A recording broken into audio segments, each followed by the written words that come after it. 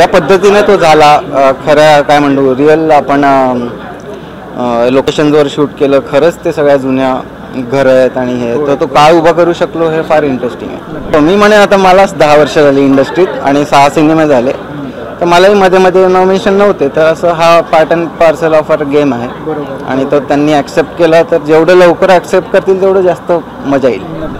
Zee चित्रगौरव पुरस्कार 2024ला सुरुवात झाली आहे. रेड कार्पेटवर अनेक दिग्गज कलाकार, दिग्दर्शक यांची रेलचेल सुरू झाली आहे आणि या सगळ्या गर्दीमध्ये एक डॅशिंग असा दिग्दर्शक माझ्यासोबत आहे, सुजय माझ्यासोबत आहे. कारण का लुक बघा, आधी साधा सिंपल लुक असला तरी खरंच खूप अट्रॅक्टिव्ह असा आहे. मला तुलाच विचारायला आवडेल, काय सांगशील लुक बद्दल?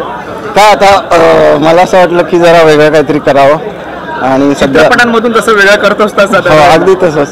सो नॉर्मल लुक्स बद्दल कधी एक्सपेरिमेंट करत नाही आणि हे असं सगळ्यात कम्फर्टेबल काय म्हणतात वस्त्र आहे, तर म्हटलं प्रयत्न करून बघू. आणि नुकतंच मी साऊथला जाऊन आलो, तर मग म्हटलं तिकडनं काय आणलं तर लुंग्या आणल्या, लुंगीच घालायची. नाही पण खरंच खूप भारी वाटेल लोक, कारण का आम्ही बघतोय खूप सारे कलाकार येतात, दिग्दर्शक येतात, कुर्ता असू दे, ब्लेझर्स असू दे, पण हा भाई हा क्लास लुक वाटतोय. एकंदरीत श्यामच्या चित्रपटाला खूप सारे नामांकन आहेत, ज्याच्यामध्ये सहाय्यक अभिनेते असतील, गाणं असू द्या, सगळ्याच नामांकन आहेत. किती एक्साइटमेंट वाटते श्यामची आहे खरंच. म्हणजे मित्र बोलेन की आत्ताच्या घडीतला ब्लॅक अँड व्हाईट चित्रपट पहिला तूच तो एक्सपेरिमेंट केलास आणि प्रेक्षकांना तो आवडला सुद्धा एक्सपेरिमेंट. काय सांगशील एकंदरीत सगळ्याबद्दल? एक्सपेरिमेंट होता, करता आला, याचं खूप कौतुक आहे मला. आत्ताच्या काळात ब्लॅक अँड व्हाईट सिनेमा आणू शकलो याचं कौतुक आहे. आणि ज्या पद्धतीने तो झाला, खऱ्या काय म्हणतो रिअल आपण लोकेशनवर शूट केलं, खरंच ते सगळ्या जुन्या घर आहेत आणि हे तर तो काळ उभा करू शकलो हे फार इंटरेस्टिंग आहे. बरं, तर याच नाट्यगौरव चित्रगौरव पुरस्कारामध्ये तुझ्यासोबत तुझ्या अनेक मित्रमंडळींना सुद्धा नामांकन आहेत. काय सांगशील त्यांना, काय संदेश द्यायला आवडेल की जर यावेळी नाही पुरस्कार मिळाला तरी हताश होऊ नका, आपण अजून ट्राय करूया? काय मी म्हणे आता मलाच 10 वर्ष झाली इंडस्ट्रीत आणि 6 सिनेमे झाले, तर मलाही मध्ये मध्ये नॉमिनेशन नव्हते, तर असं हा part and parcel of our game आहे आणि तो त्यांनी ॲक्सेप्ट केला, तर जेवढं लवकर ॲक्सेप्ट करतील तेवढं जास्त मजा येईल त्यांना.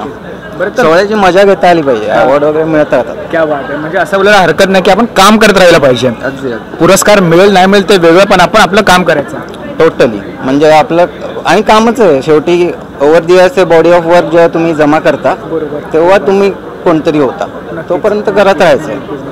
नाही, कारण का जसं तू बोलास की तुला सुद्धा 10 वर्ष झाली, 6 सिनेमे झाले, नॉस्टॅल्जिक वाटतं काय जेव्हा आपण अशा पुरस्कार सोहळ्याला उपस्थित असतो? कारण शाळेला सगळेच होते, शाळेला 12 झी गौरव होते, सो त्यामुळे एक नॉस्टॅल्जिया आहेच.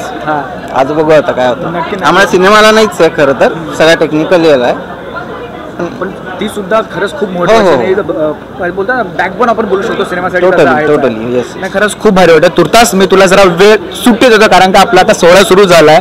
जाता तर प्रेक्षकांना काय सांगशील, किती धमाल मजा मस्ती सोहळ्यामधून बघायला मिळेल? खूपच म्हणजे परफॉर्मन्सेस आहेत, गायक असतील, अनेक त्यांचे कलाकार त्यांना बघायला मिळतील परफॉर्म करताना. सो हा सोहळा एक मराठीसाठी खूप मोठा सोहळा आहे आणि सगळ्यांनी त्याचा खरंच आनंद घ्यावा. म्हणजे इव्हन उद्या टीव्हीवर जेव्हा येईल तो, तेव्हाही लोकांना मजाच येईल.